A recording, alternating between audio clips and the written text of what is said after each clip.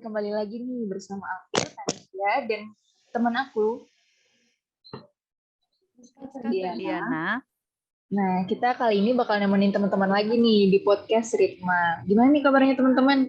Semoga sehat selalu dan jangan lupa untuk mematuhi prokes yang ada juga ya. Di masa pandemi seperti sekarang nih, mengharuskan kita untuk belajar dan bekerja dari rumah ya.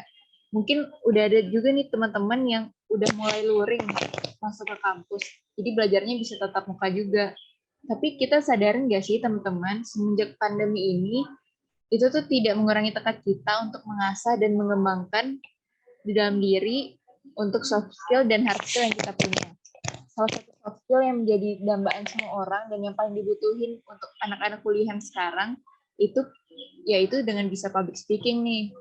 Nah, iya bener banget nih Kak Tan. Jadi public speaking ini sangat penting ya Kak, apalagi kita sedang menempuh pendidikan juga. Berbicara tentang public speaking nih, tentu saja banyak dari teman-teman yang tertarik nih dengan bagaimana cara kita untuk mengasah public speaking tersebut.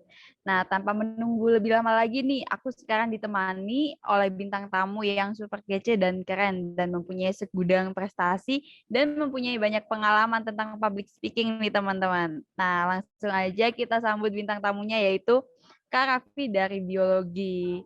Halo Kak Raffi, Ya, halo. bagaimana nih Kak kabarnya hari ini Kak?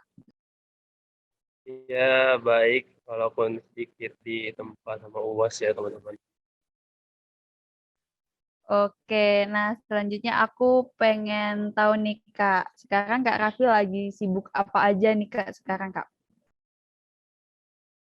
Ya, kalau untuk sekarang aku lagi sibuk ini sih, jadi moderator di beberapa tempat sama MC juga. Terus aku juga sibuk di kepanitiaan dan organisasi gitu.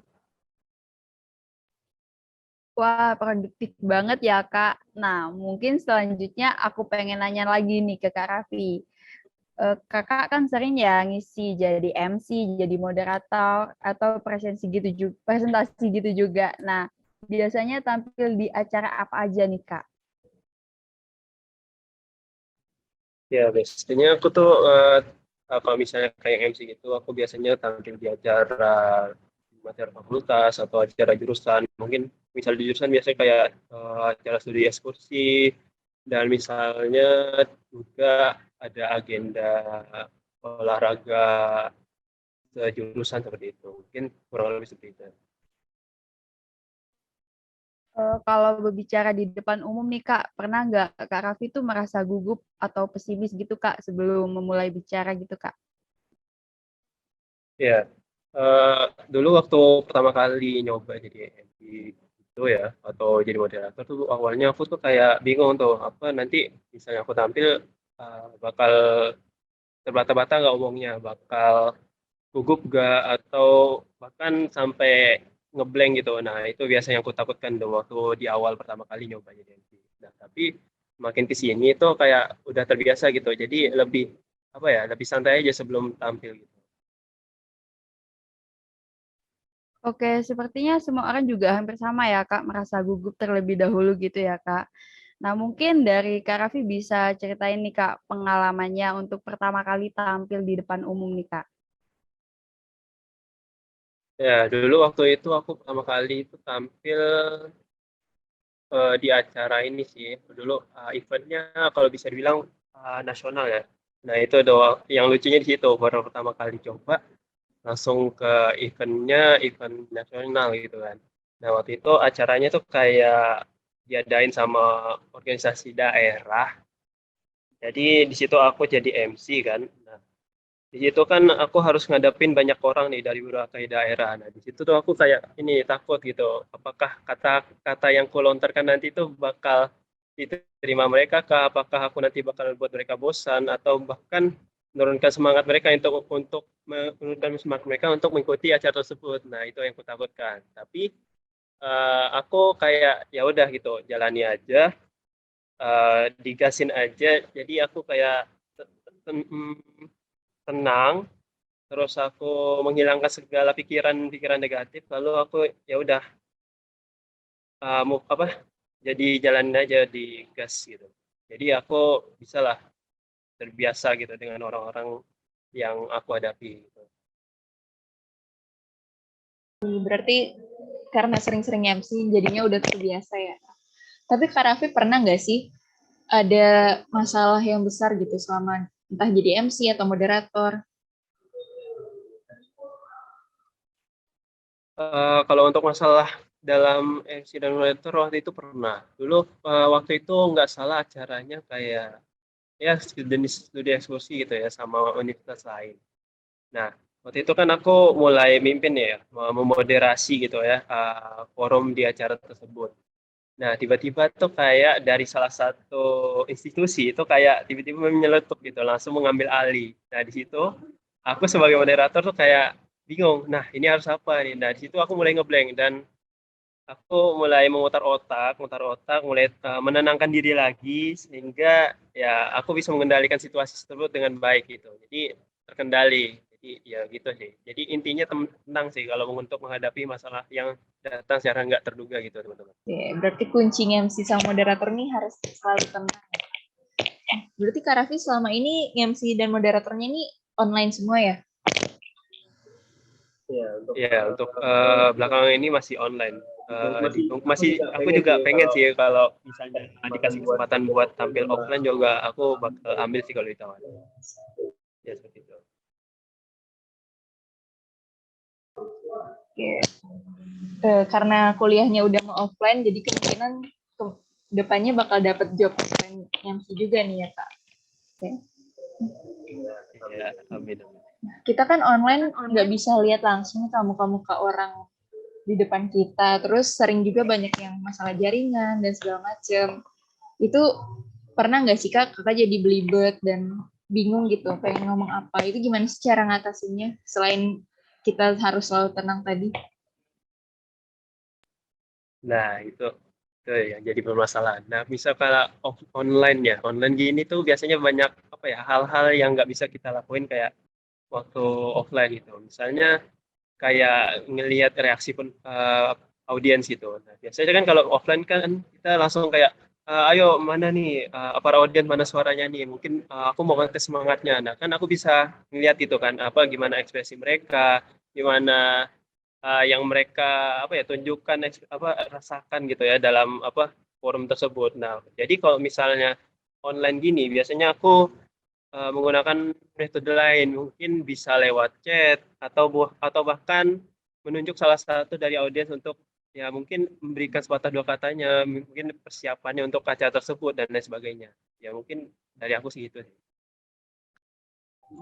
Biasanya nih Kak, kalau misalnya online itu sering banget pemateri atau narasumbernya itu tiba-tiba hilang sinyal. Jadi kita harus ngisi kekosongan waktu gitu kan Kak. Nah biasanya Kak Raffi ngisinya dengan gimana sih? Dan dapat idenya itu dari mana? Iya, oke. Nah, kalau misalnya tiba-tiba pemateri hilang jaringan atau bahkan susah lagi terkendala masuk room kan, biasanya itu kalau misalnya aku punya partner, misalnya MC-nya dua, punya partner, nah biasanya aku ngajak ngobrol di partnerku tersebut. Nah, kalau misalnya nggak ada partner, nah biasanya ya balik lagi kayak tadi, aku nanyain salah satu dari audiens itu, misalnya kabarnya kah, atau bahkan gimana kah acaranya pada hari itu, dan lain sebagainya. Nah, terus juga aku itu ya kayak itu ya, tebak-tebakan lah atau games atau intermezzo dikit lah dalam acara tersebut. Jadi nggak ada kekosongan gitu dalam apa acara yang kupegang. Berarti kita sebagai yang pembawa acaranya harus pintar-pintar ya nyari games apa yang cocok dengan audiens kita. Keren-keren banget ya teman-teman solusi yang dikasih Kak Raffi tadi. Mungkin dari Kak Raffi ini ada punya tips-tips buat teman-teman dalam mengasah public speaking-nya kayak gimana? Iya, oke. Ya untuk tips sendiri kalau dari aku itu mungkin teman-teman bisa mulai latihan ngomong depan cermin. Ya, banyak orang yang bilang itu berfungsi dan aku juga merasakan manfaatnya sih. Karena kita bakal tahu tuh saat kita berbicara, nah gimana ekspresi kita di depan cermin itu, nah kita tahu gitu. Jadi kita bisa mengontrol gitu ekspresi, mimik wajah, terus dan lain sebagainya lah. Dan itu juga berfungsi untuk apa ya meningkatkan kepercayaan diri di dalam diri kita. Nah, terus pokoknya banyak-banyak ikut aja. Pokoknya misal ditawarin nih jadi MC kalian nih. Ya, ambil aja. Misalnya kalian takut masih pertama kali, nggak apa, coba aja. Soalnya kalau kalian nggak praktekkan, kalian nggak bakal tahu kalian itu salahnya di mana, kalian kurangnya di mana. Nah, mungkin misalnya kalian udah coba jadi MC di suatu event. Nah, kesalahan atau kekurangan yang kalian lakukan di situ, nah kalian jadiin yuk bahan untuk evaluasi untuk ke depannya. Nah, soalnya aku juga jadi kayak sekarang itu nggak luput dari apa yang aku lakukan dulu. Jadi aku dulu itu ogah-ogahan, aku tuh sebenarnya orangnya pendiam, jarang ngomong sama orang banyak, dan ya agak pemalu sedikit gitu. Jadi ya dengan adanya hal ini jadi MC atau moderator, aku mencoba untuk berani berbicara depan banyak orang dan meningkatkan percayaan diri yang ada dalam diri aku gitu. Nah, pokoknya teman-teman jangan takut, dicoba aja.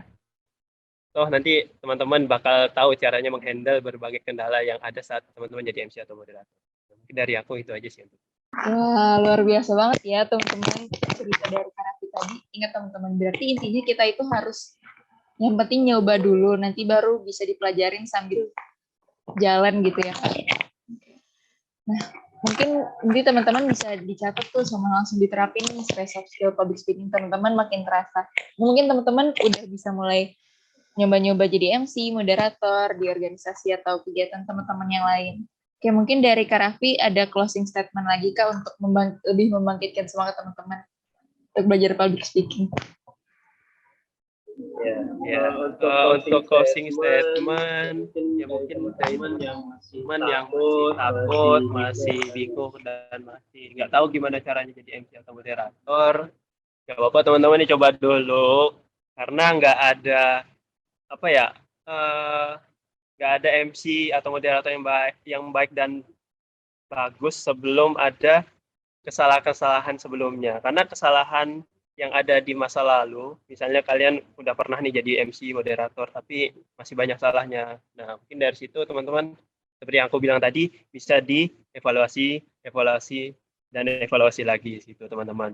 Terus, jangan ini ya, apa ya, jangan ragu lah pokoknya. Soalnya aku awalnya juga ragu teman-teman jadi MC atau moderator.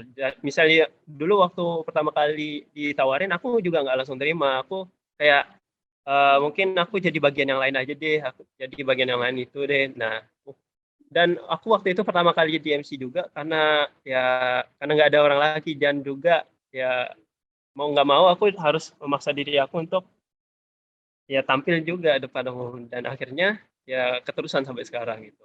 Jadi MC dan moderator itu enak teman-teman. Soalnya ya tidak hanya melatih kepercayaan diri teman-teman, teman-teman itu juga ini apa ya? Secara nggak langsung lu melakukan personal branding gitu ke orang banyak. Nah, misalnya dalam suatu event teman-teman jadi MC, moderator terus bagus. Nah, mungkin orang-orang yang lihat tuh bakal apa ya, terinspirasi, terus mungkin ada yang lagi nyari-nyari nih MC dan moderator, sekali lihat teman-teman, nah mungkin ini nih yang kita cari kata mereka.